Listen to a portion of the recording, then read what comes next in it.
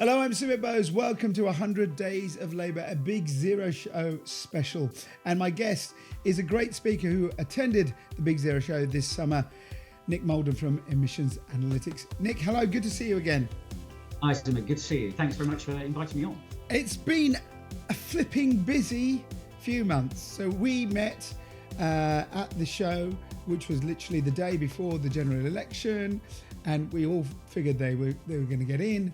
And blimey, they've been busy. So before we go into the areas of transport I think are interesting, just your overview on what Labour's been doing, because it's really gone for it. Yeah, at a very high level. I mean, the problem they are facing is a financial one, in that over the last 20 years, we've been running down the country's capital stock, machines, infrastructure, a lot of publicly owned assets, from whether NHS is always in the headlines, but down to the things like the road infrastructure, water, drainage infrastructure. Look at the pollution that's getting into rivers. The thread which connects all this is us essentially spending more than we earn in colloquial terms. But we've been sustaining our lifestyles by running down our capital stock and infrastructure. So I'm not surprised, and it makes a lot of sense that Rachel Reeves is taking a very hard look at the balance sheet of the country and working out how we can gather money together to rebuild these infrastructures. A lot of that happens at the same time as we're actually trying to rewire the economy to be a low carbon one. Now, actually change the fundamental energy basis of the country, which is and has historically been burning fossil fuels, and trying to move it to it. And that's all lovely and absolutely necessary and worthwhile. But what it is expensive. So what they must have been working on is that where are we going to get all the money for this? Is it going to be people in the UK saving more and that money being invested, or are we going to take in investment or borrow from foreigners? We do that a lot. Or are we going to print the money and risk more inflation? Some really hard but very fundamental economic choices. And it's a really important context. Whenever you talk about the green transition, lovely, cuddly expression, what not to like, fine. But where do we get the money? And there's some hard choices. It can be done, but some hard choices need to be, and I'm sure that's what's going on in Downing Street right now. On that point, you talk about, obviously we need the money. Now, their biggest thing they've done is create Great British Energy. And for viewers and listeners who don't quite get it, the idea is it's basically the state saying, hey ho, we're going to build the big assets and we're going to make it really easy for you, private companies, to invest because we're going to back it with you, and we'll do that. I've been talking to some people. I don't know what you think, but these things cost a shed load of money, right? To build the power plants that will make the grid cleaner so that you can run your buses and your EVs and all of that, to create, new infrastructure for roads, to do whatever you're doing. They're going very much for the power generation. That's the key to it. And that might be the right thing to do. But do you see the appetite with the global market as it is to get that investment from private companies? People like Octopus love it. All right, there's a few, I'm sure quite a few companies who are saying, yeah, this is all great. But I'm just wondering what your view is about, if you look across the piece, the idea that businesses will go, we want to build under government kind of rules with a bit of backing, rather than what they've been doing for the last 25 years, which is, hey, we get a license, we're going to build what we want to do. It's a really good question, and I think there's some similarities with the economic situation to immediately after the Second World War. And actually, I was seeing some figures. The amount of money we spent on COVID was about half the amount of money we spent on the Second World War.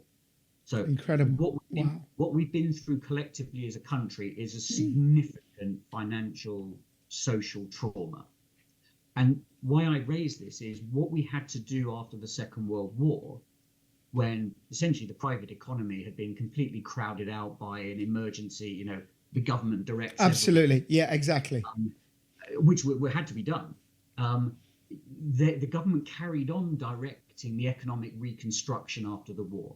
So instead of private businesses doing it, the state did it.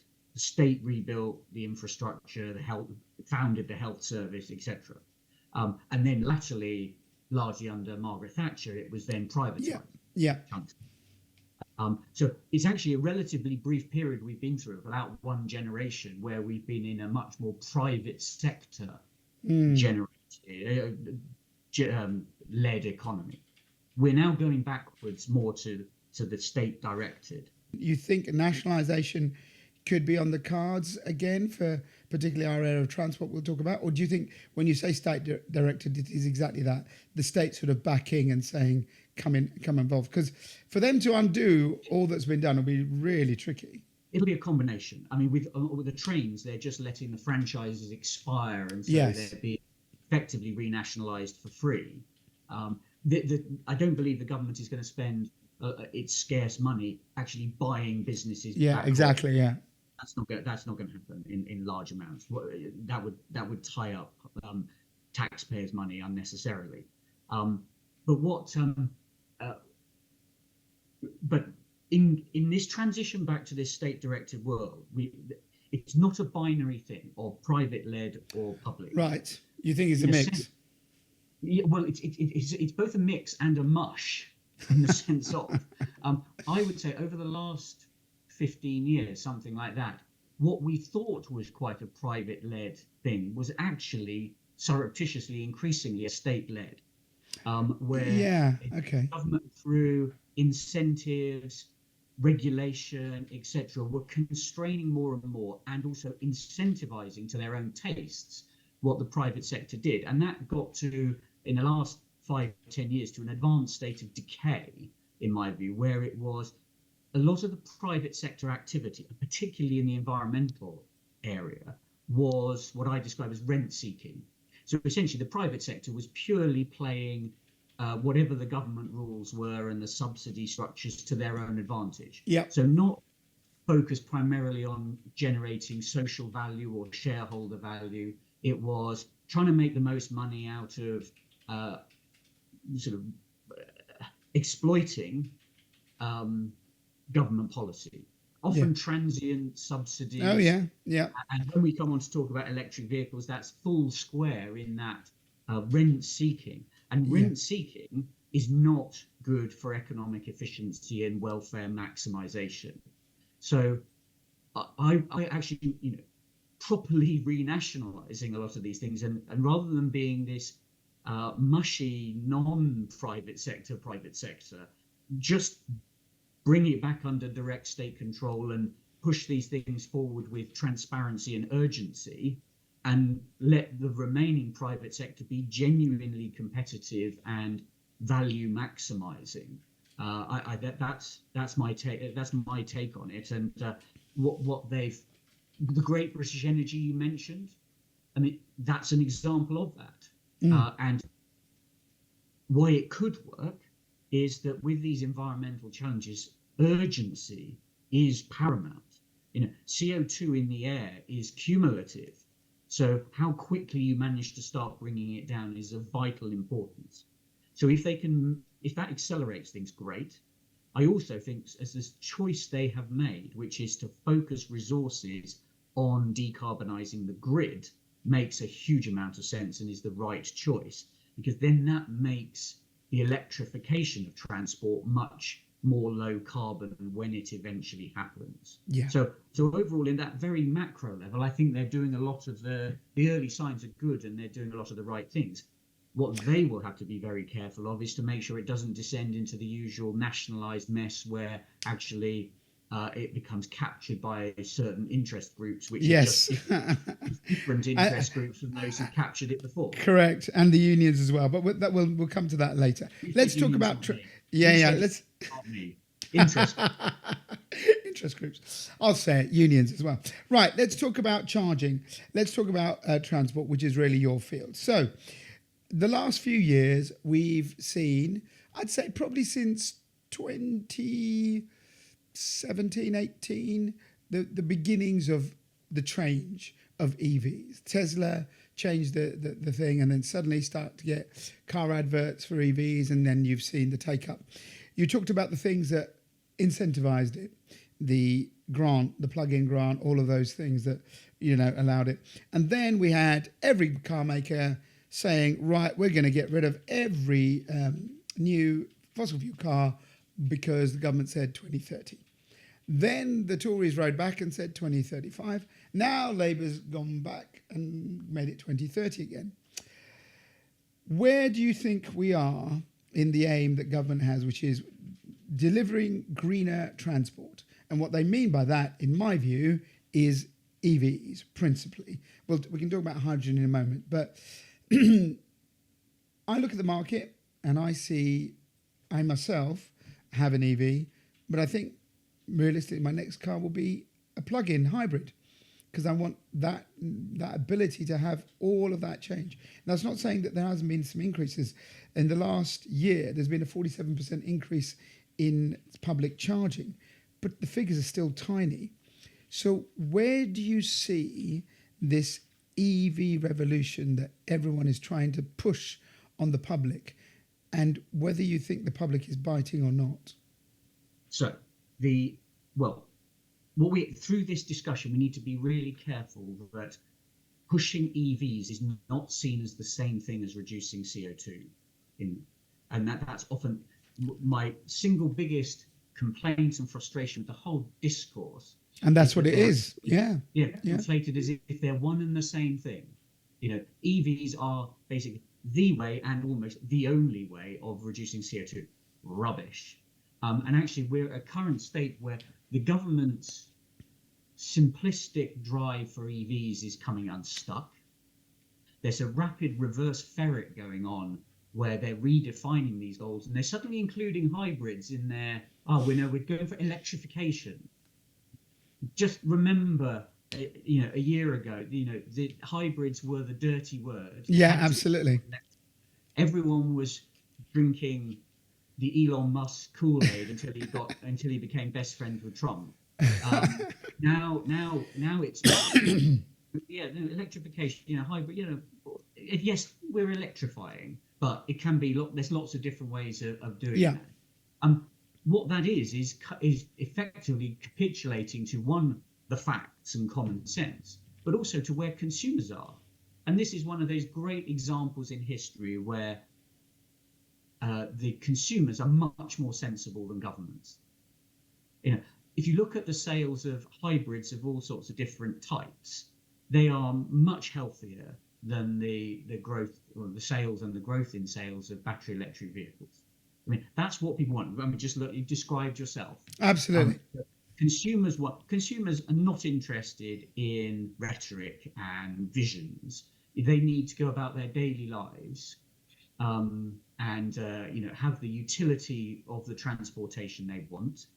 And yes, they want to do it in the most environmentally friendly way, generally. Most people are on board with that in principle, but they are the ones at the hard end of the choices of having to balance that with, getting their kids to school, looking after their families, whatever it is.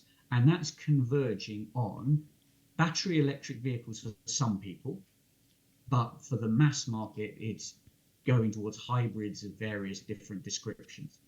The great news for that is that actually that is probably the most rapid and most cost-effective way of reducing CO2, because a full hybrid like a Prius has a pretty small battery but delivers 25 to 30% reduction in CO2 for a tiny increase in the purchase price, and no compromise to your utility. Really, you can still, and you don't have to charge. You can go everywhere. Absolutely, yep. So actually, we're converging by force of common sense on probably a good solution, but it's not government policy. So do you think what's happened is the public have, because I remember when I got my EV a couple of years ago, my neighbours went, "Oh, you've got one," and you know, "Oh, I'm thinking of getting one," and then I never heard from any of them again.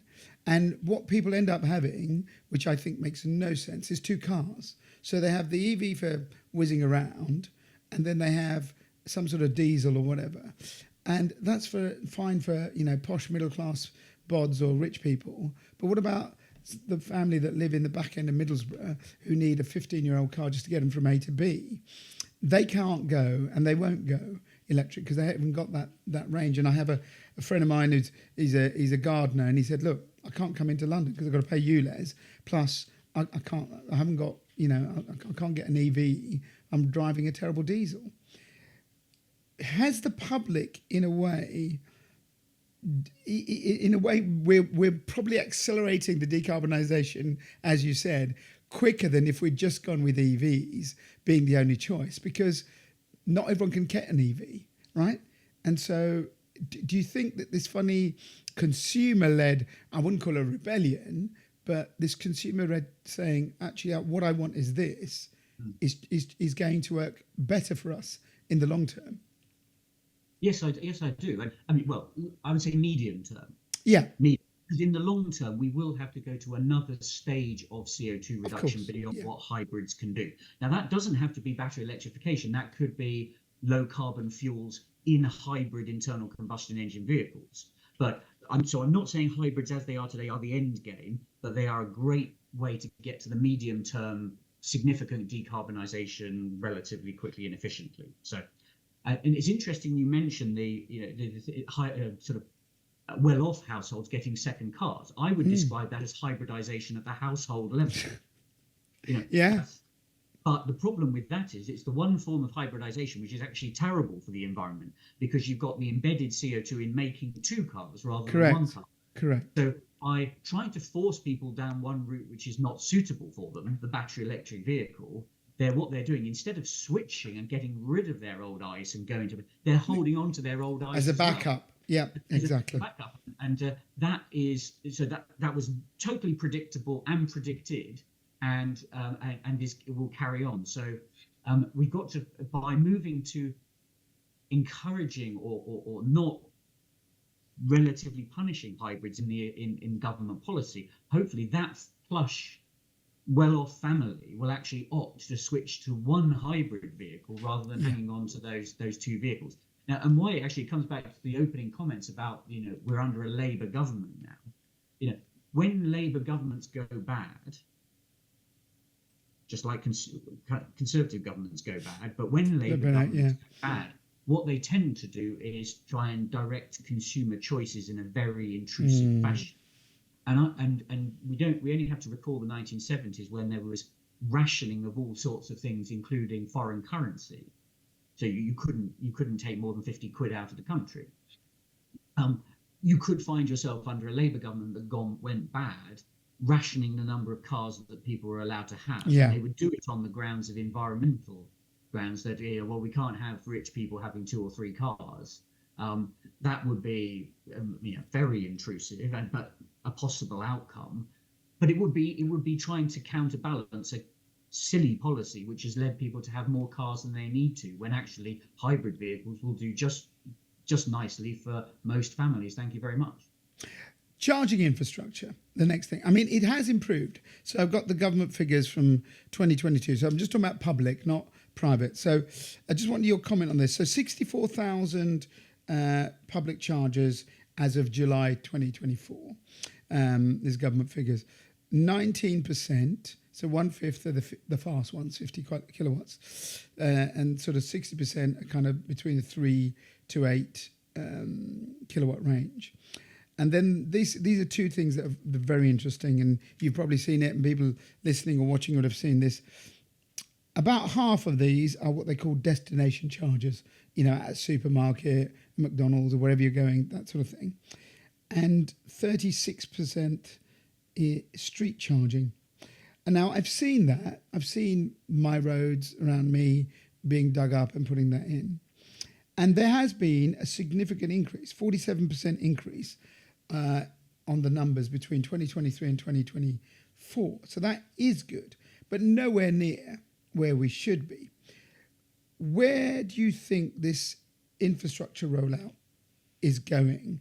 Because we've got two things which seem to compete. One, the government push, let's go EV, which makes sense. Okay, if you want to be, cleaner, people think, oh, and they are fun to drive, definitely. But then there's charging infrastructure.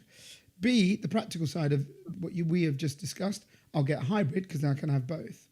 But the government's got to wean us off the eventual, fossil fuels and get us onto maybe even different types of energy we use. But at present, the way you're seeing it is electrification and more public charging points. How do you think Labour will tackle this? Because that's a decent increase under the Tories, but they need to ramp that up by at least double to quadruple that sort of figure, haven't they? That's right, and that'll come back to how is that funded? Will you try and create a private market to accelerate it? I mean, it's been done largely by the private market anyway. So the government is trying to create incentive structures to attract in private capital to do it. And I'm assuming they will do more of that. In a sense, I would say it doesn't really have much effect one way or the other. It's something we have to do for sort of long term, but it won't make any real difference in the short run to the uptake of electric vehicles, even in the medium term. And the reason for that is that having to charge up is not a good thing. If you went and interviewed people and asked, what are the top three things you'd like to do for entertainment and your leisure time tomorrow? Oh, I want to go and charge up my car. No. Having to charge up, you can make it less of a burden by having more chargers, faster chargers, put a nice coffee shop next to it, rather than it being slow in the back of a motorway service station with no lighting. So you can make it less bad, but it's still bad. No one would voluntarily say, yeah, I'm going to go and hang out with my friends down the electric charging thing because it's fun. So a vehicle that allows you to go and charge up in 3 or 4 minutes at a liquid station is always going to win on that.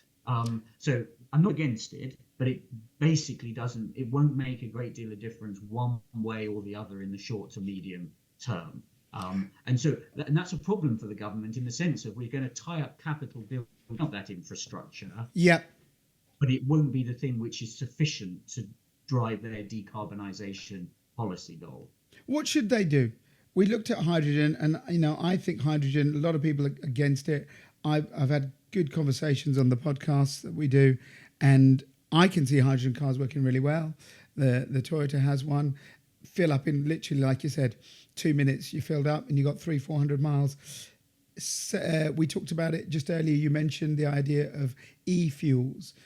Sustainable fuels that are made with either carbon, you capture the carbon, but they're still effectively a fossil fuel engine, a ICE car. Is enough being done looking at those options as well? And should Labour be having a look at that? Or do you think the lobby from the EV sort of side is so strong that those other, quite valid technology are really berated?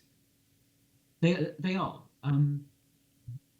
but I think the important thing is not to think about it from a technology point of view. I think the government should do two things. It should reform the emissions rules, and it should put every last dime into decarbonising the grid and expanding the grid. Yeah, and then let whoever the technologies are to compete. And if people want to put their money into developing hydrogen fuel cells, hydrogen internal combustion engines, I don't know, whatever the new clever technology is, fine. Let the private capital be risked. Right. Yeah. So the reform necessary on the emissions side will be, first of all, to get rid of the silly internal combustion engine ban in 2030/35. Leave the CO2 fleet average target. So we still have to have a very aggressive trajectory of CO2 reduction, but don't have a law that bans a certain technology. So get rid of that.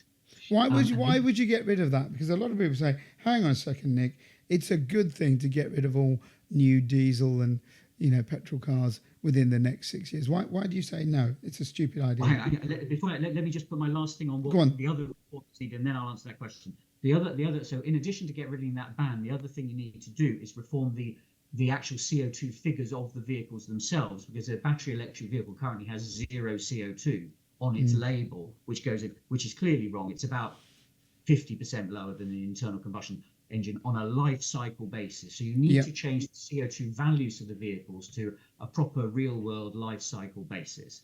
So then those two bits then mean that you've got a system which is really incentivizing life cycle CO2 reduction. Why it's silly to have a ban on a certain technology? Well, as it currently is, it's banning at 2035. It will ban anything with an internal combustion engine, even if it's a hybrid. So it's wiping out hybrids as well. The other reason not to ban it in of itself is that a vehicle, if you've got someone who is a relatively light car user, right? So let's say someone who's only going to drive 3,000 miles a year. Yep. And they need a car. So let's say they've returned to the UK after a period, so they don't have any existing car, but they're only going to potter around 3,000 miles a year.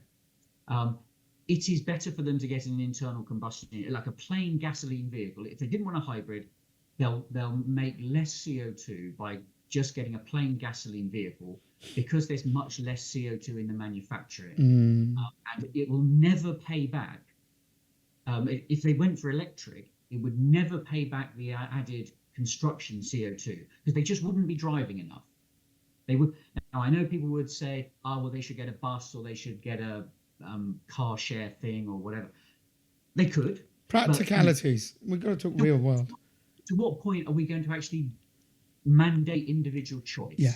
That would be too intrusive. So if that person wants a car, they should be able to get a car, and that is an instance where an internal combustion engine, we should just not sweat on it. It doesn't really matter what technology. They're not driving enough miles for it to make a difference. So why ban that technology? And the final point on that is, and it's not as if that's isolated cases. In all European countries, there's a long tail of cars that are not driven very many miles a year. So it actually does matter. And if you force all those people to switch their lightly used car for an EV, you will actually put CO2 up, not down. What you want to get is the heavy users. The heavy users need to get into the lowest emitting per kilometer vehicles possible. And so for very heavy using people, pure electrics make a lot of sense. They will save money, they'll massively reduce CO2. So, but not for that long tail of light users. It doesn't make it's a nonsense, ill-informed, ill-researched policy, which is purely put out there because it sounds great, and it has been easy to sell to people. Before we end, you've always had, I think, a great independent voice, although you do get slagged off for it, so do I, so we don't really care. Do you think government will listen to people like you, and there are other voices out there, about kind of just have an open mind? Or do you think the power of, a company like Octopus, these sort of groups that are out there, will just push the agenda firmly down the battery electric vehicle route? Because I do agree with you. I think decarbonisation of transport should be the route and the quickest way to do that. But it seems to be that. What do you think Labour will do in the short term, in the next couple of years? The underlying problem is that we're in a massive battle between very significant fossil fuel interests, and then a now very powerful environmental lobby, and this is two extremes. Yes. The fossil fuel lobby is trying to preserve the sale of fossil fuels for as long as possible. Of course. But in opposition to that, you've got these environmental groups which have gone to the absolute diametric opposite position. That to the extent of the more extreme ones are, cars are evil. Slash your tires. Yeah, absolutely. Yeah. And what it is, most normal people are somewhere in the middle. So the answer. So is anyone going to listen to me? Probably not. But the people. Hopefully, on this podcast, they will be, Nick. Well, maybe, and you and me together, maybe. But it's people. It's the large number of people in the middle who are saying, actually, I need to still run my life, and actually, I want to do the best I can for the environment, but I also need to run my life as well. And also, we're in free countries still. I don't want you to tell me everything I can and can't do. I still want to have a good degree of freedom. Yeah. And this is the best way to balance all the things. So what that means is you've got actually a three-way fight where real people, want to get off fossil fuels, but they don't buy into this crazy polemical environment. It's very true. Yeah. So what I think Labour will have to referee this battle, and I see actually the pressure at the moment is primarily on the environmental lobby, because they've taken themselves to a position which is way beyond what the facts are. They've pushed for policies, including ice bans, which are clearly unsustainable. They will be delayed. The 2026, the European Union, they won't completely get rid of it, but they will dilute it. The British government will dilute it. So their beautiful, simplistic policy will collapse, and how they deal with the collapse of that policy. And the way we know that is that what the Labour government here has said, as the second paragraph after we're going to bring forward the ice ban to 2030, which everyone is focused on, look at the second paragraph. The second paragraph makes it clear that that only applies to vehicles that are solely powered by the internal combustion engine. And the bit in the legislation of the UK, which has always been there, and the Tories didn't do anything about, was to define what sort of hybrids will be allowed for how long. So we know from that statement that hybrids of possibly quite a wide variety will be allowed through to 2035. That's almost certain. That's what they're flagging. And 2035 is a long way off. Yeah. Well, you've got then the European. So my prediction will be the British government fairly soon will say that a lot of hybrids will be allowed through to 2035. We're only banning the straight ices. Then in 2026, you'll have the EU dilute theirs. That'll put pressure on the UK and probably then to dilute theirs further. This will probably push out the timetables. It'll probably tweak the rules. It'll probably allow synthetic fuels to be allowed for an open-ended period. So what you'll get is something which will start converging with reality and sanity. And I bet you where it will end up in the end will be in line with what consumers are telling us today. So consumers, I think, will prove to be the voice of common sense. It is one of the things. I mean, normally things ultimately you can't buck the facts. The facts will normally come out, and that's particularly true in economics. You can try and resist it for a while, but I feel we're on an arc that will end up at something more rational. And what I'm working for very hard is to make sure that in what actually pans out, that delivers the greatest CO2 reduction as quickly as possible for the least cost. That even if no one listens to me, anything I can do to contribute to that, make that a reality, that's ultimately what we're trying to do. And if we can change the discourse to something less oppositional and more constructive, so much the better. I listen to you, Nick. Don't worry. Brilliant stuff, as ever. Thank you so much for joining me on this Big Zero Show 100 Days of Labour special. Check out Nick's website, Mission Analytics. It's really good stuff there. And Nick, as ever, thank you for wise words and a balanced view. Really appreciate your time being on this podcast. Pleasure. Thanks for inviting me.